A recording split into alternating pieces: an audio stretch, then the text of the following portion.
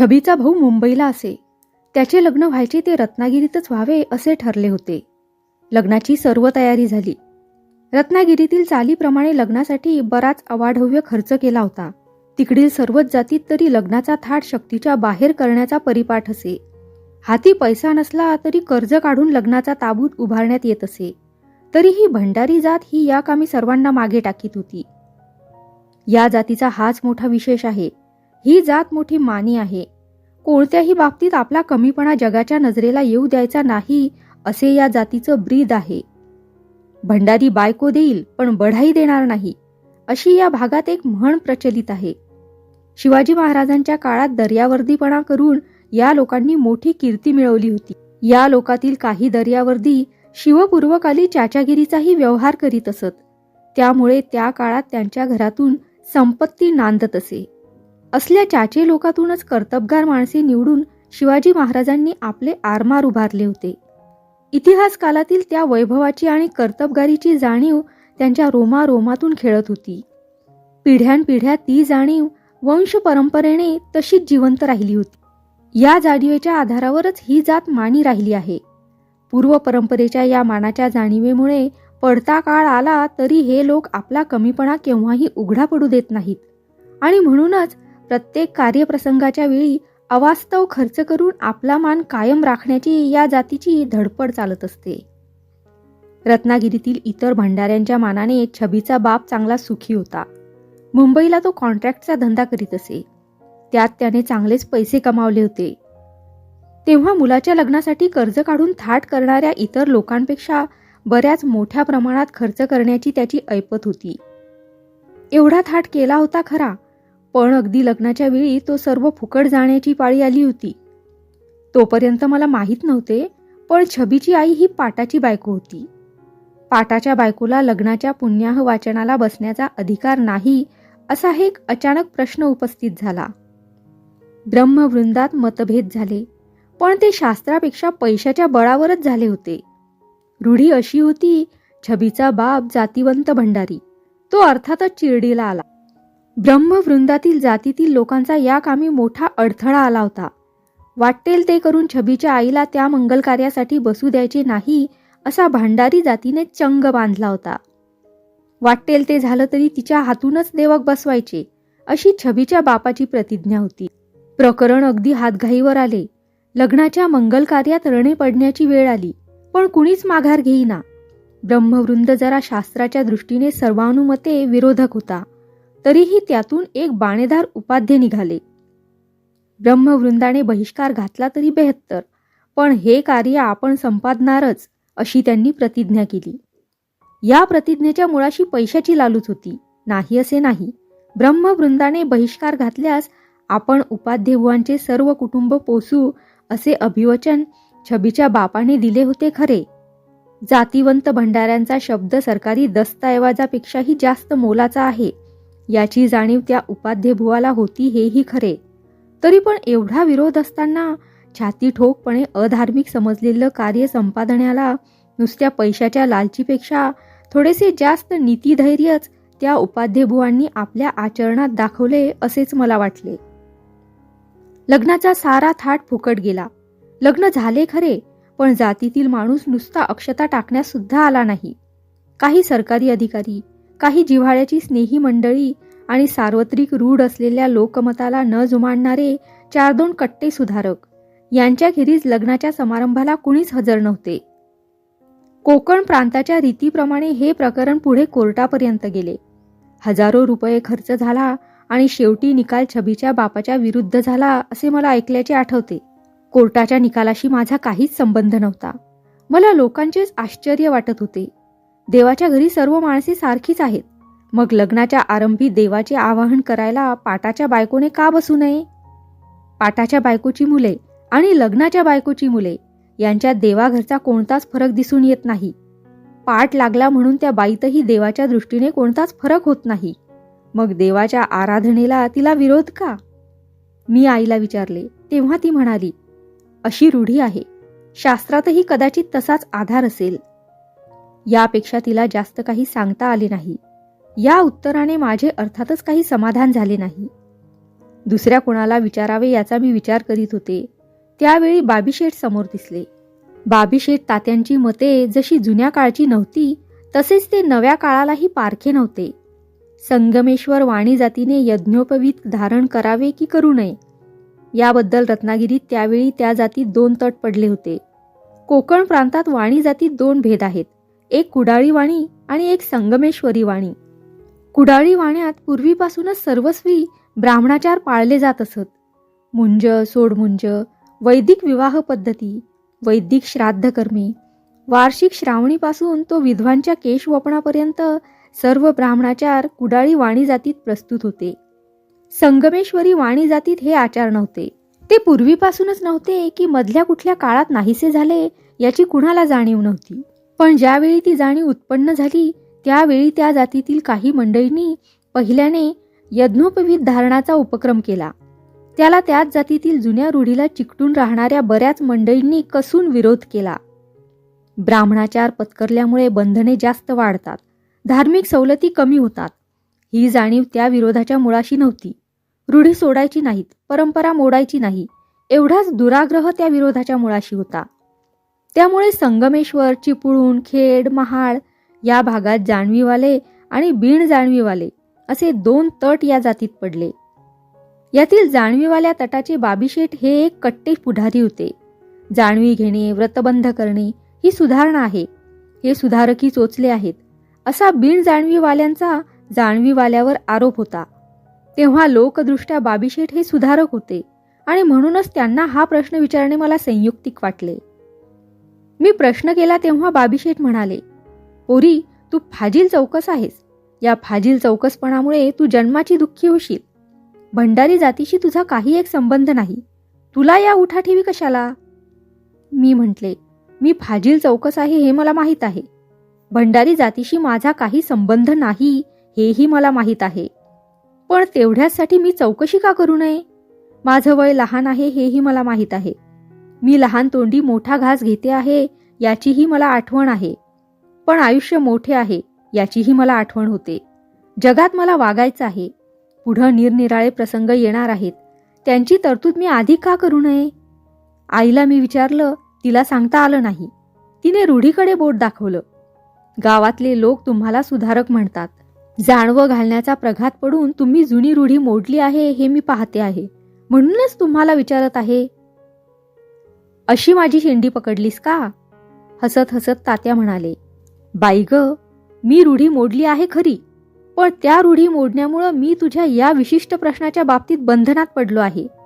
आमच्या जातीत कुठं कुठं पाठ लावण्याचा प्रघात आहे. तो सहसा नाही खरा, पण आहे यात शंका नाही. पाठ लावणाऱ्याला जरी आम्ही वाईट टाकीत नव्हतो तरी अशा माणसांना जातीत कमी लेखले जात असे. पण आता आम्ही जाणवी घेतली. आता जाणवी घेणाऱ्या लोकात तरी पाठ लावले जाणार नाहीत. ब्राह्मण जरी आम्हाला पंक्तीला घेणार नाहीत तरी जाणवी घेऊन आम्ही ब्राह्मणाच्या पंक्तीला बसलो आहोत यात काही शंका नाही.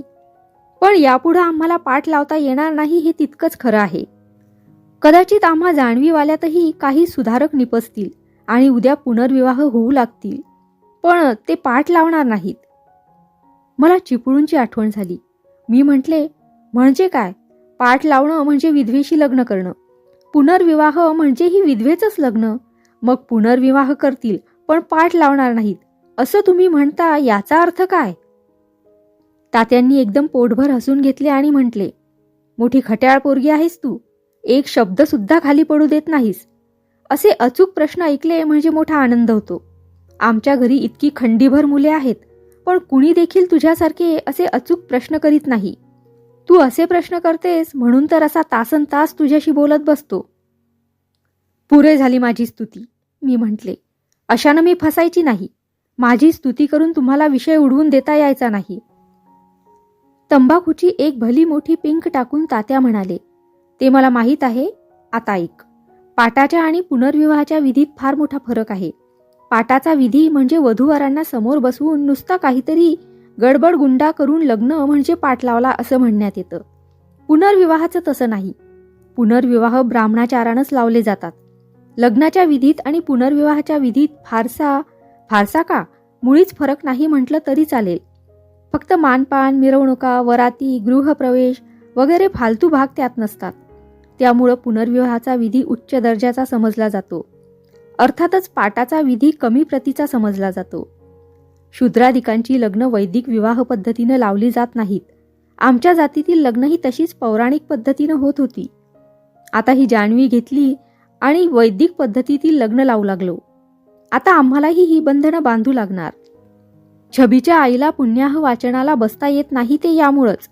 छबीच्या आईचं हे पुनर्लग्न म्हणजे पाठ ब्राह्मणाचारानं लागला नाही, म्हणून जिथं ब्राह्मणद्वारा कार्य करायचं तिथं तिला घेता येत नाही. ज्यांची कार्य ब्राह्मणद्वारा झाली आहेत त्यांना ब्राह्मणद्वारा होणाऱ्या कार्याशी संबंध ठेवता येतो. ज्यांची लग्न ब्राह्मणांनी लावली नाहीत त्यांना ब्राह्मण लावीत असलेल्या लग्नात यजमान म्हणून बसता येणार नाही. मी एक क्षणभर विचार करून म्हटले, तुमचं म्हणणं बरोबर दिसतं, पण त्यात एक मोठी गोम आहे. ब्राह्मणांनी विरोध केला तो छबीच्या आईला, बापाला नव्हे. छबीच्या बापाचा आणि छबीच्या आईचा जो पाठ लागला तो एकाच विधीनं, मग छबीच्या आईलाच तेवढा विरोध का? सुपारी लावून पुण्याह वाचनाला बसायला सर्वजण छबीच्या बापाला सांगत होते. एकच विधी, मग पुरुषाला मोकळीक का आणि बायकोला बंधन का? आता तर माझी अगदी जीभच पकडलीस, बाबीशेठ न हसता म्हणाले. हा प्रश्न मोठा बिकट आहे खरा, यापूर्वी माझ्या ध्यानात आला नव्हता. शास्त्रांनी सारी बंधनं बायकांसाठीच ठेवली आहेत, पुरुषांना फारशी बंधनं नाहीत हे विचार केला तर दिसून येईल. यापेक्षा मी जास्त काय सांगू? त्यावेळी हा विषय संपला, पण एवढ्याने त्याचा समारोप झाला नाही असं मला वाटले. जसजसा मी विचार करू लागले तसतसे माझे असमाधान वाढू लागले. साहेबांचे शब्द आठवले, लिमये बुवांचे शेरे आठवले. उत्तर एकच होते, बंधने बायकांसाठी आहेत, पुरुषांसाठी बंधने नाहीत. पुन्हा आईला विचारले. त्यावेळी आई म्हणाली, असं आहे खरं, पण तसं का आहे हे मी तरी कसं सांगू? लोक म्हणतात ही सर्व बंधनं स्त्रियांच्या पावित्र्यासाठी आहेत. पण पुन्हा असा प्रश्न येतो की पावित्र्याचं बंधन पुरुषांना का न लावावं? स्त्री तेवढी पवित्र राहायची आणि पुरुषानं मात्र मनसोक्त वागायचं, हे का? पुरुषांचा अपवित्रपणा त्याच्या पत्नीलाही अपवित्र करीत नाही का? पुरुष अपवित्र झाला तर स्त्री कशी पवित्र राहणार? पावित्र्यासाठी स्त्रीनं पदोपदी स्वार्थत्याग करायचा आणि पुरुषानं स्वार्थत्यागापेक्षा स्वतःच्या सुखासाठी वाटेल तसं वागायचं, असं शास्त्रांनी कसं ठरवलं? असं पाहिलं की तुझ्या साहेबांचं म्हणणं खरं वाटतं. शास्त्र पुरुषांनी घडवली आहेत म्हणून पुरुषांना वाटेल तशा सवलती ठेवल्या आहेत. स्त्रियांनी शास्त्र घडवली असती तर कदाचित याच्या उलट देखील झालं असतं. पावित्र्य पावित्र्य म्हणून म्हणतात ते असल्या शास्त्रांनी कसं प्रस्थापित होणार? असले हे धडधडीत अन्याय पाहिले की माझ्यासारख्या खुळ्या भोळ्या बायकोला देखील ही असली शास्त्र जाळून टाकावी असं वाटतं. साहेबांना हा प्रश्न विचारण्यात काही अर्थ नव्हता. त्यांनी हेच उत्तर दिले असते. मला या अन्यायाची चीड येऊ लागली. उद्या मोठी झाले की आधी ही शास्त्रे जाळून टाकीन असा मी मनाशी निश्चय सुद्धा केला. छबीच्या आईचा काय अपराध होता? खरा अपराधी तिचा बाप. त्यानेच ना तिच्याशी पाठ लावला. त्याला मात्र मोकळीक आणि जिच्याशी पाठ लावला तिला मात्र बंधन. छबीचा बाप तयार झाला नसता तर तिने त्याच्याशी पाठ कसा लावला असता? गुन्ह्याचा बोजा त्याच्यावरच नाही का? मग त्याला मोकळीक का? वेधशाळेतील गुरुजींनाही मी विचारून पाहिले, पण त्या वेदाभ्यास जड पंडिताला समाधानकारक उत्तर देता आले नाही. माझ्या प्रश्नानं त्यांची बोबडी वळली. प्रश्न उत्पन्न होत होते पण त्यांचे निराकरण होत नव्हते. पुन्हा पुन्हा मला वाटे, माझे प्रश्न असे उत्तराशिवाय राहणार काय? अगदी सरळ सरळ प्रश्न केला तर उत्तरादाखल शास्त्राचे आधार दाखवतात. म्हणून असे म्हटले आहे, देवस्मृतीत असे लिहिले आहे, पराशर तसे म्हणतो, याखेरीज दुसरे उत्तर नाही. तुमचे स्वतःचे म्हणणे काय आहे असे विचारले तर एकालाही उत्तर देता येत नाही. माणुसकीच्या दृष्टीनं विचार केला म्हणजे सरळ उत्तर येते ते शास्त्राला संमत नाही, आणि शास्त्राकडे पाहिले तर माणुसकीला त्यात यत्किंचितही वाव दिलेला दिसत नाही. ज्यांनी शास्त्र निर्माण केली, स्मृती निर्माण केल्या, ते ऋषी म्हणजे माणूसच होते ना. त्या काळाला अनुसरून त्यांनी स्मृती लिहिल्या असतील, पण त्यावेळची बंधने या काळात पाळली जाण्याचा अट्टाहास का?